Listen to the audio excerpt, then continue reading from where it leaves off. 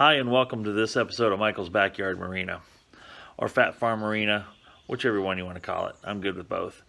I want to show you today, I'm working on an OMC. It's a 2.5 liter, 140 horse inboard outboard on an old 1981 Sea Sprite. The tilt trim mechanism was not working properly because, for one, the rack gear that's on the back outboard end was broken off, and I've got another donor boat that I bought a piece for.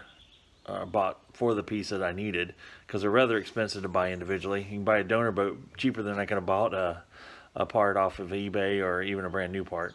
So, but I want to go through a couple of things because my trim wasn't working. It's not really a trim; it's a tilt outboard up and in and out for transport and or locking it down for running it on the water. I'll show you a couple pictures of things here. Okay, so what we have here, you can see right here, this is broken off, right in this area right here. This got broke off. I don't know how. I bought the boat this way, thinking I could fix it. This is the part that bolts in there, and it goes right up in here, inside there. Oops, let me get this right. Inside up in here and bolts in place. Well, I had to pull the little clutch pack out. It's down here on the ground. A little clutch pack and ring gear. There's a little ring and pinion, or not a ring and pinion, but a worm gear setup. You can see the worm right up in there. Well, everything's kind of, the motor was stuck. People were talking about how the right here, these solenoids would go bad. Well, I checked them. You can check them to see if the solenoid is bad or not. You can run your voltage from one side to the other, click it, hear it click, and you see the voltage transfer. It means the juice is going from one side to the other, and you can test to see if you got a bad solenoid or not that way. I determined all my solenoids were good. I determined that my power going to the cord, this is the plug in here, that plugs in this motor right here, and I have, that's the drive for it. The one that was in it was stuck. The motor, the electric motor was stuck. That's why it wasn't working. I pulled it. I couldn't determine that until I pulled it out, because going through the worm gear and everything, you can't tell if things spin freely until you disassemble. So what I did was pulled it out, and I got another donor motor. Show you that real quick. This is the motor that had a cracked block. That has the same outboard unit on it. So I've benefited twice from this donor boat now, because it had a good outboard motor. Here's the other donor piece that's going to replace. You can see this ear here is intact. This is what's broke completely off, right? This whole piece broke completely off on the old one. Don't know why they did it. If they left it down, hit something in the yard, and just snapped it off. But this piece here is going to go back on right here, because it has a non-broken piece, so I can actually transplant the whole assembly since it's identical. What I've got left to do is pull a few bolts out here, then this whole piece comes off, and I can bolt the new one back on, and I can put the lower unit down here, which I'm currently draining the oil on, back on, and I'll be up and running. So, and it's kind of a tedious little process because it's hard to get my hands up in here. Let's see if I can show you where that goes. If I can get some light in here, this might be difficult. So, I don't know if you can see, there's a hole, hold on here, kind of hard to get, there we go, get the light in there, but right back in here is where that motor mounts. It goes right back in there, and that motor has a little slot on it like this, see that little key slot, and then it has a little clutch coupler, or not, a spring-loaded coupler. Now I've packed it with grease in here to keep those little pins from falling out. But see that little cross piece will go right on the end of your shaft, and that will drive it. And this thing is spring loaded, so you got one on each side. So make sure those little pieces like to fall out. So don't let those fall out on you, because I've lost one, and luckily the donor boat had one, and I'm able to put it back together. So I'll keep progressing with this thing and show you the results, hopefully, and then I'll hopefully get this thing on the water this weekend and show you some results of that as well. So, if you got any questions, please comment below. I'll keep moving forward. There'll be more additions to this video. when I edit it to get it all done. Thanks for watching. Okay, with my wife's great help, see if I can get a picture of this. We've got that bad boy stuck back in there. And when you're putting it in, it's an advantage to have this part off, so you can actually rotate this gear by hand to make sure all the keys and everything lined up. So now we're going to do a test to see if it spins it like it's supposed to. Okay, turn the key switch on. Now tilt up. The right hand button. The far right hand switch. Up and down. Oh, you know what helps, folks? Plugging it in. Hang on. Alright, good note to self, plug your wires in. Okay, we're going to try it again for the first time. Okay, turn this ignition switch on. And flip the switch up. Good. Now flip it down. Hey, we got her working. Beautiful. Alright, now we can put the clutch pack and everything back in. Okay, folks, I got the lift gear all back put together, got it filled full of oil. And we're going to test it. So, lift up, lift down, there you go. You can see it works just fine. Now we got to get this piece here replaced that has the gear on it that's not busted off, and we'll be that much closer to the water. Okay folks, as part of this video where I am fixing the tilt up on the motor, on the out drive, which I've got completed, there's other little complications that come along here, and one of them is I got the cable off the donor boat was in much better shape than the one off the current boat. It had breaks and cracks in this rubber area. I've heard of people just putting shrink wrap on it, wrapping it back up, but I thought, why, while I have a good cable, why not replace it? Well, the problem I ran into is getting this apart. This isn't easy to come apart. It is if you have the right tools. So I had to create a couple of tools. This has just a plug with a couple of O-rings, right? Actually just one O-ring on it, that goes in here to seal that up, which allows you access to that little jobber right there.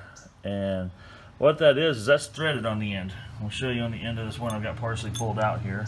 It's hard to see, but there are threads on the end of that. And I read some blogs and stuff, and everybody's like, oh yeah, you just need a special puller. It's $58, part number such and such. I can't find that part number. Or the guy says you can just buy a bolt and drill and tap it, but I can't remember what the thread was on the inside.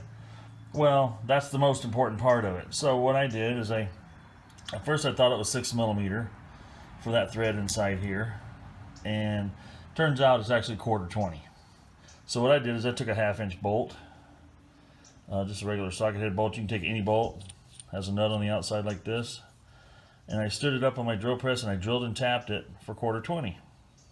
So this way it will thread onto the end of that shaft. Once you get it threaded on the end of the shaft, then you can hold this part still while you turn this, and that will pull that out. Once you get that pulled out and free, you can actually get the cables loose and pull that pulley out, one pulley out that allows you to get the cable out, so you can replace the cables from one to another, or put in a new cable, whatever, shift cable, whatever you want to do. So I just thought I'd share that with you. Hopefully all this works. The biggest difference between these two units here, as you can see on the bottom, this one is kind of plain and smooth through here, where this one has a ring here, which has another piece that goes with it, like this, that pilots into the shift mechanism here to hold everything in place. So that's what's required, what's caused me to swap these out. Otherwise I thought I could go from one to the other. The bolt pattern around the outside perimeter is exactly the same, but the shift mechanism, as you can see, is much different. This is in the old out drive. It was just a shift shaft with a little rat gear on it, where this one has the same rat gear, but it's a whole nother mechanism inside here to support it. And I don't know if that cushions it or if it's hydraulic. I have no idea of what's going on with that particular piece, but that required me not to be able to use my old original unit, lower unit, which is in good shape, compared to the old one over there, which has a different setup on it. So I'm hoping it bolts. It should still bolt up into my piece here, which was the donor piece that I needed that wasn't broke here. So I'm going to go ahead and see if I can get these cables swapped out. I got to be very careful of which cables are which, where they go on here, how I put it back together. People say you're going to need new seals here. So far, yeah, the one seal got destroyed over here, but I'm trying to determine what purpose that serves when everything's trapped. And this is sealed from the outside anyway with this O-ring. So we're going to get it put back together and see if we can get this thing working, because that's the only thing stopping me from getting this boat in the water, is getting the shifter apart so I can bolt this lower unit on, put the prop back on, and I'm ready to pull this thing out in the yard and fire it up with some muffs on it and see if everything works, which I'm pretty confident that it will. So keep watching, folks. We're gonna finish up this video here before too long and get her posted.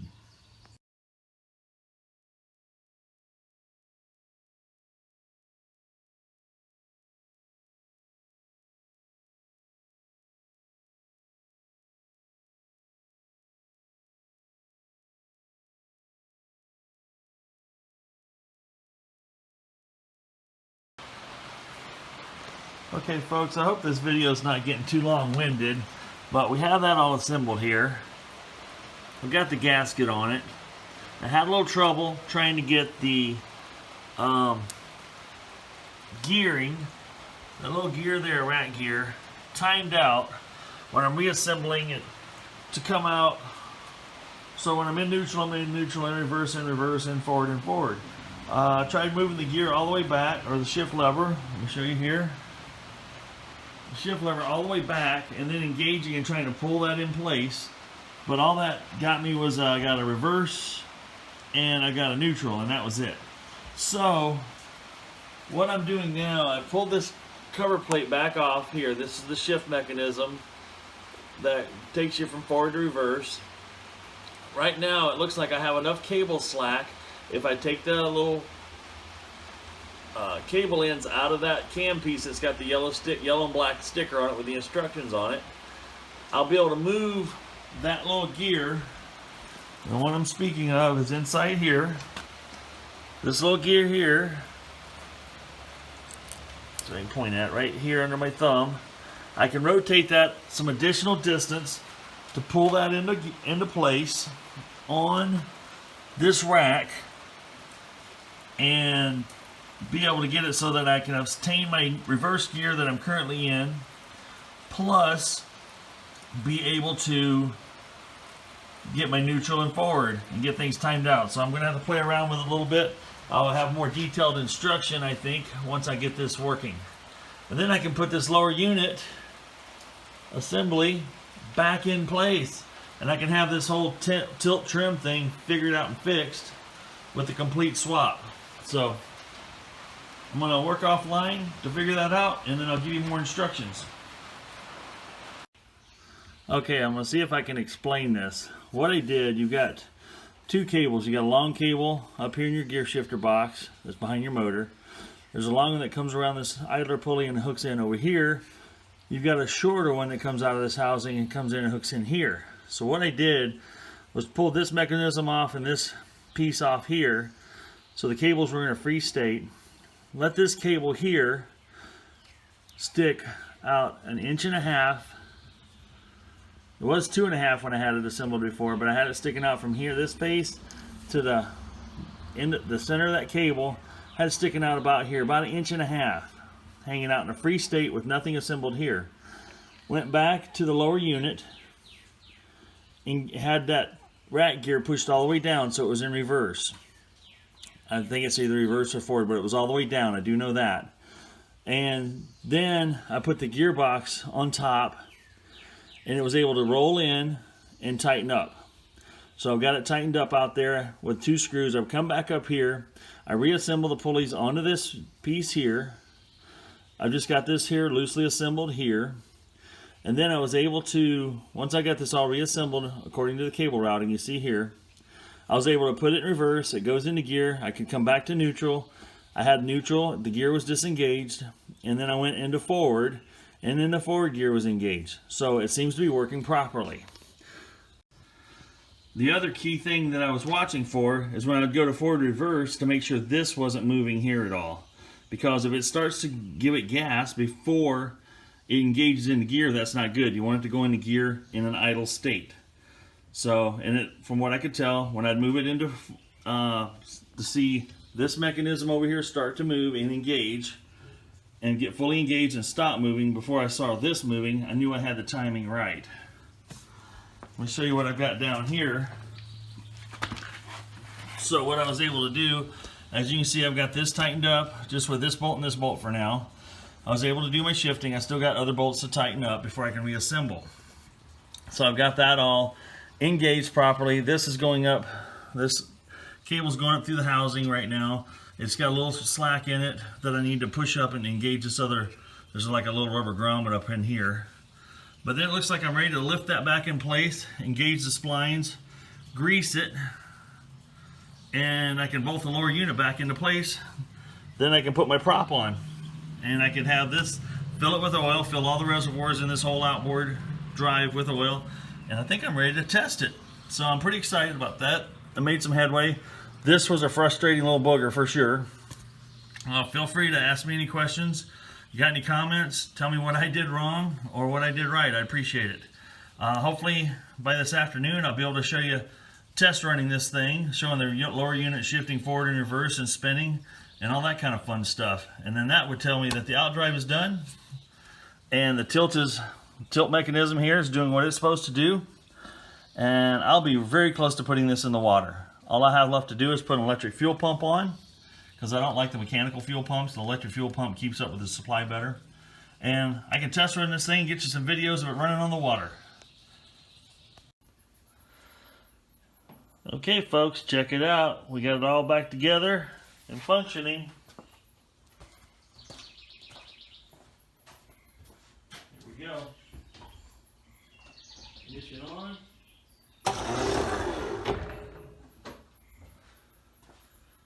Boom. Goes down.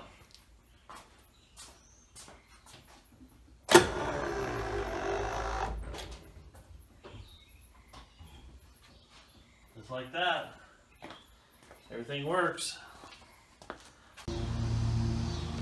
Okay folks, we're going to fire up this Sea Sprite. I've got the electric fuel pump hooked up but not tidied up yet. I've got the outdrive going up and down like it's supposed to, so it engages. It's not broken any longer. I've got the water muffs on and battery's fully charged. Fuel pump pumps up to pressure and holds pressure. We're going to give it a firing here and see what happens. This hasn't been fired up since last fall. I rebuilt the carburetor, got it running to where it was decent enough, running decent enough I could winterize it, and then I put it away. It's been sitting ever since. I've uncovered it, decided to get this thing going this spring so I can get it sold. And here's where we sit. And as always, make sure you turn the water on. Never, never, never start your boat up without having earmuffs on. You will cook your water pump.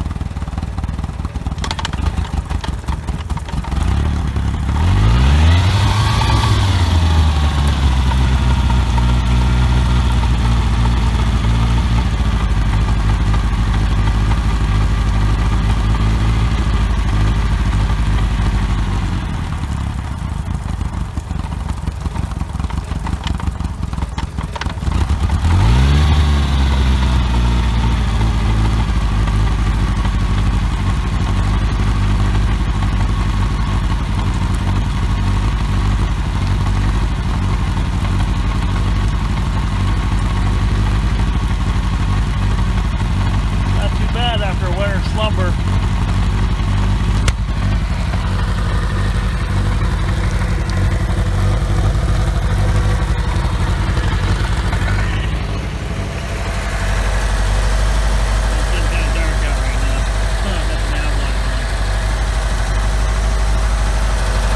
Pretty quiet, pretty smooth running little motor.